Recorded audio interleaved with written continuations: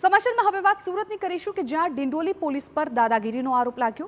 ખાણીપીણીની દુકાન બંધ કરાવવા મુદ્દે માથાકૂટ, પોલીસે દુકાન બંધ કરાવવા મુદ્દે ગેરવર્તન કર્યાનો આક્ષેપ। પોલીસે કોર્પોરેટરના પુત્ર સાથે અભદ્ર ભાષામાં વાત કરી હોવાનો આરોપ। હોટેલમાં જમતા સામાન્ય નાગરિકો સાથે પણ ગેરવર્તણૂક કર્યાનો આક્ષેપ। કોર્પોરેટરના પુત્રે પોલીસના ડી સ્ટાફના જવાનને અરજી કરી।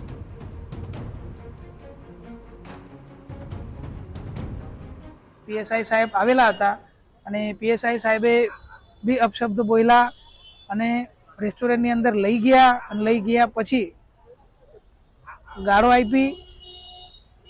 જે વ્યક્તિ હોટલ ચલાવે છે એને બી ગાળો આપી, કેમ કે 10 વાગ્યાનો પરિપત્ર આવ્યો છે બંધ કરાવવાનો અને તમે લોકો રેસ્ટોરન્ટ બંધ નથી કરતા। જો કે 10 વાગીને 5-7 મિનિટે સાહેબના કહેવા મુજબ આપણે રેસ્ટોરન્ટની એટલે આ લોકોએ રેસ્ટોરન્ટની બધી લાઇટ બંધ કરી મૂકેલી હતી અને તો છતાં જે ઓનર જે છે એની સાથે ગાળગોળોજ કાલે થઈ છે।